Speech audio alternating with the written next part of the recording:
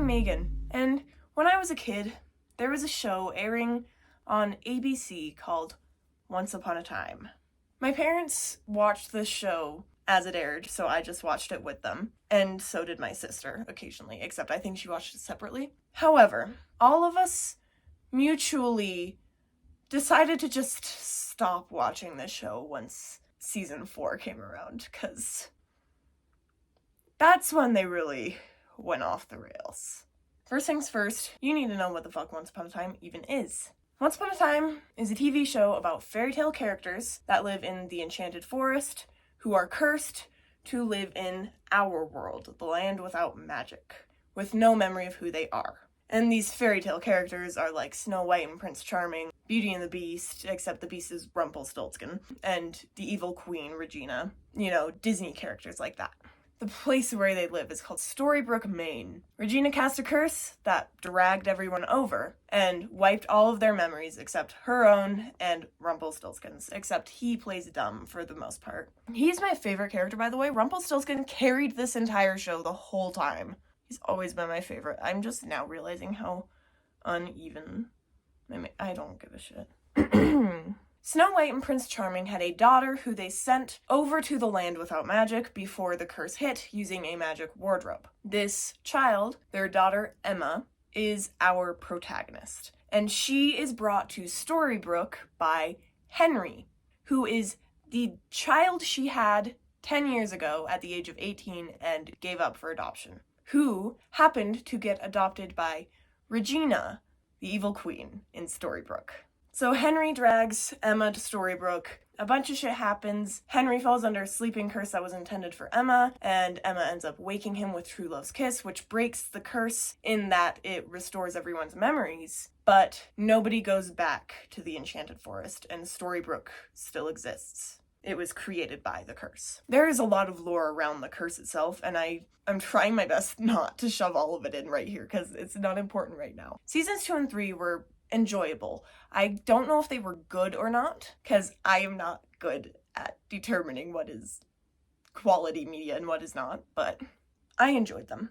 But season 4 is where they try to introduce Elsa, and everything just went off the rails from there. There's also a spin-off show that exists called Once Upon a Time in Wonderland, about Alice in Wonderland. The Mad Hatter isn't present in it, which I appreciate, because in Once Upon a Time, the Mad Hatter was dragged over by the curse, and he's played by Sebastian Stan, who I love.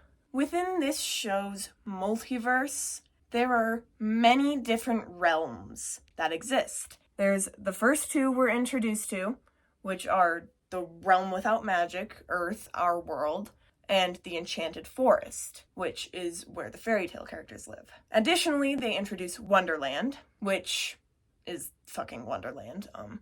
There are a couple different locations that they go to and use in the land without magic on Earth, but mainly it's Storybrooke, Maine, which was created by the curse, and no one can find, it doesn't exist, basically. And then New York City, I think Boston or something. And then also, Victorian England, Kansas, when Dorothy was taken, France at one point, and just other various spots. And within the Enchanted Forest, there are many different established kingdoms, such as the kingdom that Snow White had stolen from her by Regina, and the kingdom that King George ruled over that Snow and Charming conquered along with her old kingdom, and merged the 2 together, so there's that. And then there's also Arendelle, where, Frozen characters are from. And then Camelot. Camelot is, King Arthur, that story. Now, before I go any further into introducing more realms, I should tell you that it's difficult to make a portal. To travel between realms, you need a portal of some kind, or to be powerful enough to just teleport yourself, which very few people are. But there are several different ways of creating a portal, and all of them are varying levels of difficult or rare or magical. The first way we're introduced is the Dark Curse, but that's not really ideal. So the main way that people use is magic beans. And the magic beans are grown by the giants, or were before they were slaughtered. we are also introduced to Jefferson's hat. Jefferson is the Mad Hatter, Sebastian Stan. He owns a hat that has the capability of opening a portal. So Regina uses Jefferson to take her to Wonderland so that she can retrieve her father, who is trapped there. However, only the amount of people who entered the portal can exit it, just with this one hat specifically. So when Regina leaves with Henry, her father, Jefferson is trapped in Wonderland without his hat, away from his daughter. So that's how he became the Mad Hatter. He spent all of his time making hats, trying to get it to work.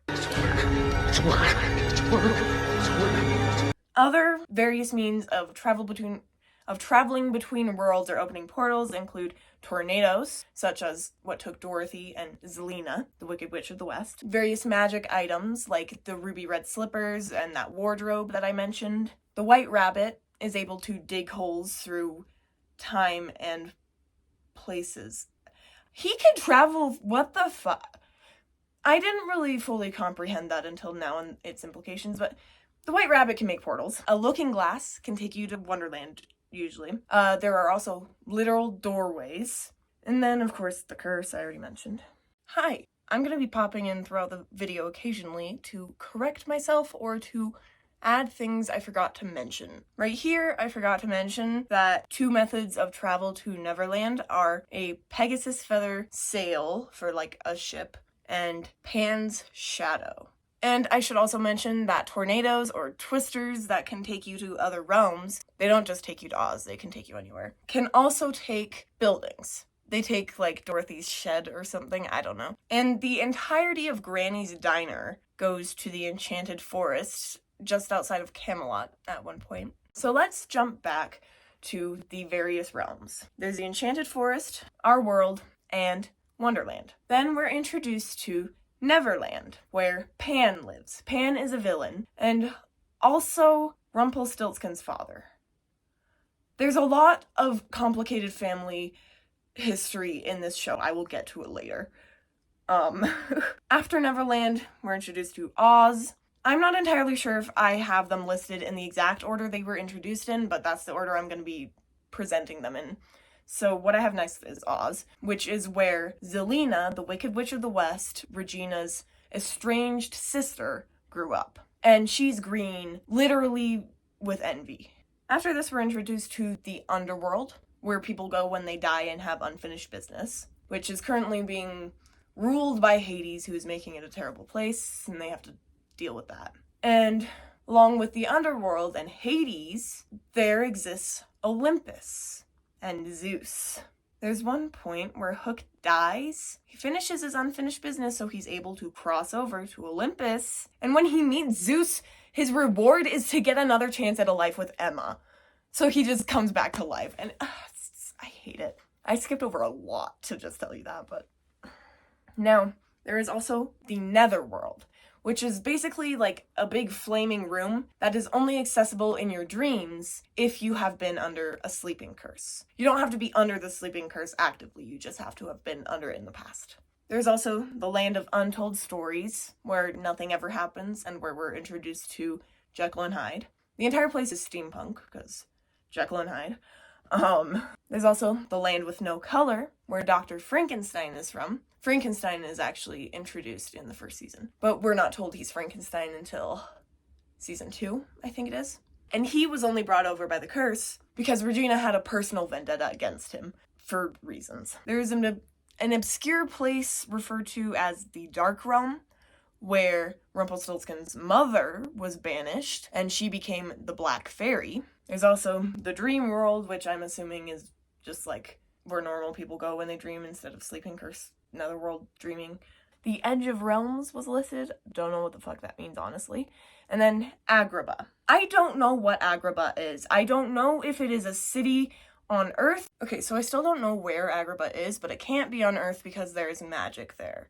So I don't know if it's a city somewhere beyond the Enchanted Forest, but in the same world. I don't know where it is, because it's just like in an endless sea of desert. At one point, Jasmine physically holds it inside of a necklace. Like the entire city. I don't understand. I mentioned there's some complicated family history in this show. Let me explain. Okay, so first of all, Snow White and Prince Charming have Emma. Emma is their daughter. She is the product of true love, which actually gives her magic. Emma has a son named Henry with someone who she thinks broke her heart and betrayed her. I'll come back to that in a second.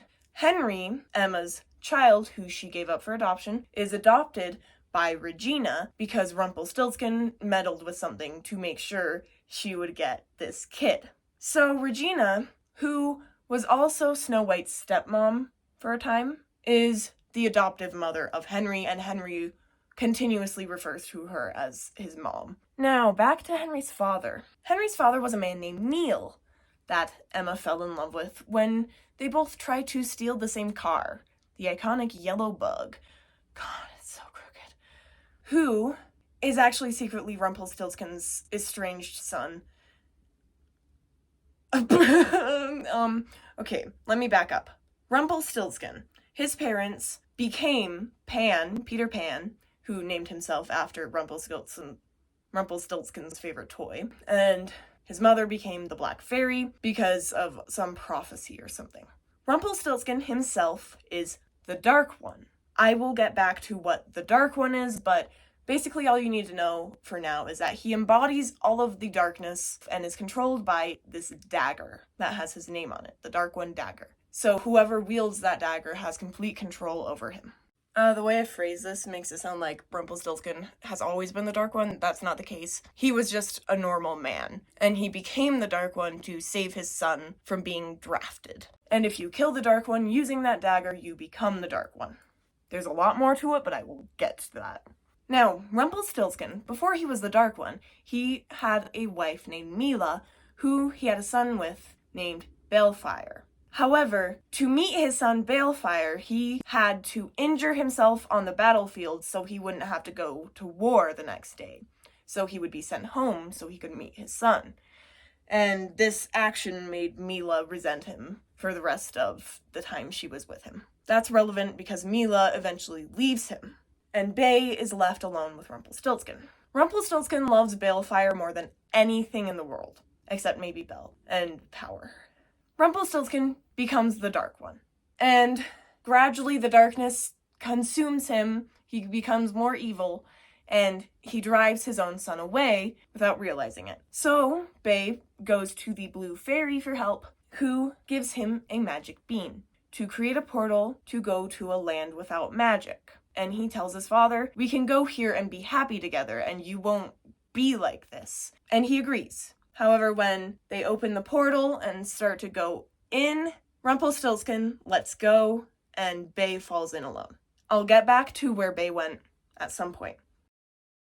But what's relevant now is Rumpelstiltskin is going to dedicate the rest of his life to finding Balefire. Rumpelstiltskin is the one who created the dark curse that Regina cast. And he created this curse for the sole purpose of getting to the world without magic so he can find his son. Eventually, the curse is broken and he's able to leave Storybrooke, because before that, bad things would happen if you tried to leave. Let me elaborate on the whole bad things happen to people who try to leave. So, at first, everyone who tries to, leave the town of Storybrooke got into some kind of accident or was otherwise stopped before they could cross the town border, the town line. Then, once the memory aspect of the curse was broken and everyone remembered who they were, crossing the town line would lead to you completely forgetting your real memories and reverting to your cursed persona. And they find this out by pushing a dwarf over the line. The dwarves are just used for experiments like this with the town line. It's fucked up. When everyone is brought back from Camelot in season 5, crossing the town line turns Dopey into a tree. But he's able to leave Storybrooke with Emma and Henry to find Balefire. Now they find Balefire, and it turns out that it's Neil, who is Henry's father. So Rumpelstiltskin is Henry's grandfather. Now back to Snow White and Prince Charming. Prince Charming, he himself is a twin. James and David. 2 babies, they were twins. However, their parents were poor farmers who couldn't afford to keep both babies fed and alive in the winter. So when Rumpelstiltskin approached the father with a deal to give up one of the babies so the other can live, he agrees to it. And James is taken away, while David is raised on the farm. David is Prince Charming. I'll get to how he became Prince Charming. The other baby, James, is given to King George, whose wife was cursed with a barren womb. So James is raised as a prince, and he grows up to be this overconfident prick and gets himself killed. So, in order to have an heir, King George finds David and forces him to become Prince James, basically. Which is what leads to him meeting Snow White, who is a bandit at the time of their meeting, and yada yada. There's also the whole debacle with Elsa and Anna's family. So, Elsa and Anna, in this universe, in the Once Upon a Time universe, they have 2 long-lost aunts. Originally, there were the 3 sisters. There was Gerda, their mother, but also Ingrid and Helga. Ingrid had ice powers like Elsa. However, there was an accident where Ingrid accidentally froze Helga. Also, immediately after being frozen, Helga falls over and shatters into a million pieces, so she's not coming back. And Gerda trapped Ingrid in a magical urn and had the rock trolls erase the entire kingdom's memory of the very existence of her 2 sisters. Let's jump back to the Dark One. Actually, before I can cover the Dark One, I need to explain the fucked up magic in this world. So, magic in this show is more of a soft magic system than a hard magic system. So, like, instead of strict rules that you have to follow and you have to say these spells to do these things, it's just more like you have magic within you and you can use it. And there are other things that require more ingredients or spells or etc. But for the most part, it comes from within or whatever. The only 3 laws of magic is that you can't reverse death, you can't make someone fall in love, and you can't change the past. They break all 3 of these laws. As Rumpelstiltskin likes to say, all magic comes with a price. Now, some people are born with magic and know it early on, some are born with it and learn it later in life. However, there are also people who just learn magic later in life, and I don't know whether or not they were born with it initially, or if... I'm not entirely sure where it comes from, is what I'm saying. I think it comes from the general idea of darkness, because everyone who learns magic that wasn't born with it does dark magic, like Regina. But Regina is also capable of light magic. So I don't know. It seems like everyone who learns magic in this show is a vengeful woman, though. So, like, as long as you are a maiden who seeks a greater purpose in life, you can learn it, I guess. And the magic itself is usually visually presented as, like, puffs of smoke. There's some magic that can just be done with practice and focus, and there are other spells that need physical components or ingredients, which is usually for bigger things, such as curses and time travel spells. Yes, one of the laws is that they can't change the past. A very important thing to note in the show. With magic, you are physically able to remove someone's heart without them dying. Like, you can reach in their chest and pull out their heart, and as long as it's in your possession, you can control them. You can also, like, crush someone's heart. And if a person is a dark magic user, they will usually have a dark heart. Like, Rumpelstiltskin's heart is pure black, because he's the dark one. When Regina pushes her mother, Cora, through the looking glass and she gets trapped in Wonderland, she builds a life for herself there and becomes the Queen of Hearts, because she's notorious for taking people's hearts. And she has a whole vault full of people's hearts. Regina has a similar vault, by the way. And I should also mention this thing where Snow White and Prince Charming literally share 2 halves of the same heart from about halfway through season 3 on. Let me explain.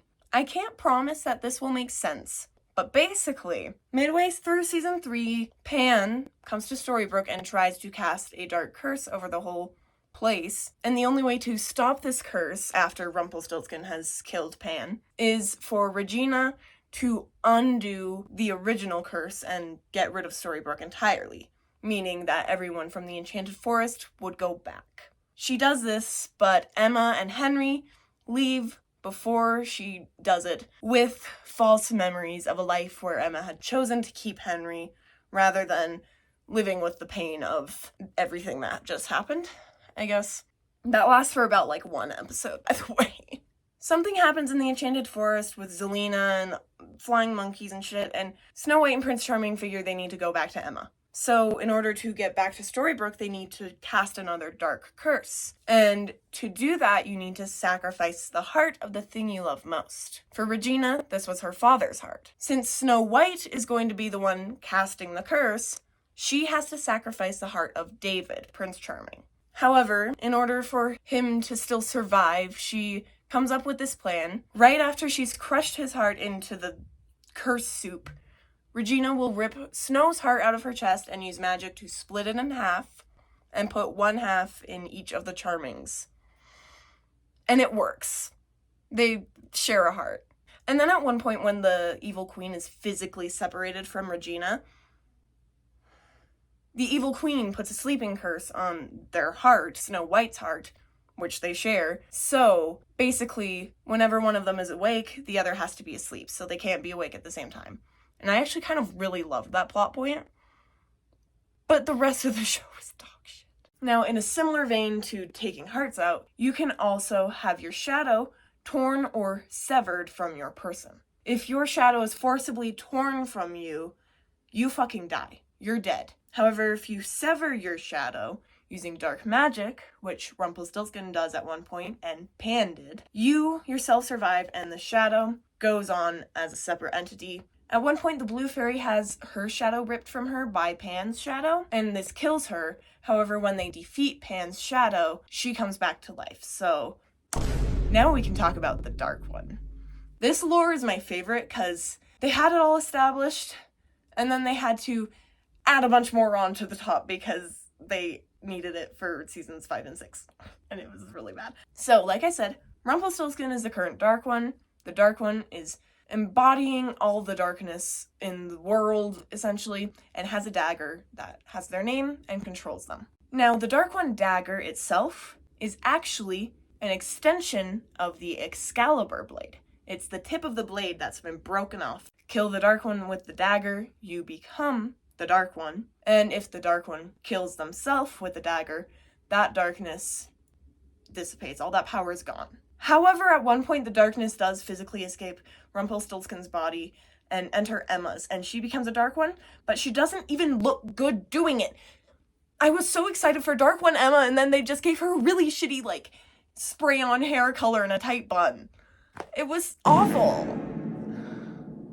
But, yeah, that's how Rumpelstiltskin defeats Pan. He stabs himself through Pan. Also, Hook becomes a Dark One simultaneously with Emma. And I don't remember how they explain that working. I have since rewatched this part of season 5 and can now explain how this happened. So, everyone gets sent to the Enchanted Forest by Twister and Granny's, and they go to Camelot. Now, this is right after Emma has just taken on the darkness and become the Dark One. A bunch of stuff happens. Eventually, the plan is for Merlin and Emma to find the Promethean flame together so that they can forge the Dark One dagger and Excalibur back into one blade. However, before they can do this, Arthur ties Merlin's soul to the broken Excalibur, just like Emma's soul, or the Dark One's soul, is tied to the dagger. It functions the same as the Dark One dagger for Merlin. However, when he is about to be made to kill Snow White, Emma talks him out of it and is like, gives him a pep talk good enough that he can simply not be controlled using sheer fucking willpower. Okay, that's relevant. At some point, Hook, Killian, gets a small cut on his neck from Excalibur. Now, the thing about wounds from Excalibur, even if you heal them on the surface, they can never truly be healed, and it will continue to spread until you die. So, When Emma is about to use the flame of Prometheus to put the dagger and the sword back together into one weapon, Hook fucking collapses and starts dying. So in order to save him, she tethers his soul to Excalibur. She releases Merlin from his soul being tied to that and tethers Hook to it instead. And she has just made him another Dark One. Because by tethering his soul to this blade, Excalibur, she's created a second Dark One. The original Dark One was Merlin's lover, Nimue. Now, Merlin is the sorcerer. He is the most powerful magic user that has been recorded for long enough for him to become the oldest legend. That sentence didn't make sense. He's the oldest wizard people know about, is what I'm trying to say. There is also a being, an entity called the author. It's sort of a role that you're given more so than it is something you're created to be. But the author essentially observes everyone's existence and writes down their stories. However, they do have the power to change the stories. Like, they can physically interact with these people to alter the story, or just straight up take the quill and write their own story, which happens at one point. However, that author, Isaac, is evil, so he's defeated, and Henry takes up the quill and becomes the next author. However, he destroys the quill because he thinks no one should have that power. I love Rumpelstiltskin so much. I always have. I don't know why. I did see someone refer to him as the Joker, and I hated it, but they're right. There's so much more I could just go on about this show, and I might, but for now, I need to stop. I cannot keep thinking about fucking Once Upon a Time. That's why I'm making this video in the first place. I need to get these thoughts out of my head. But that's it. That's it for now. Those are all the thoughts I can handle right now. Goodbye.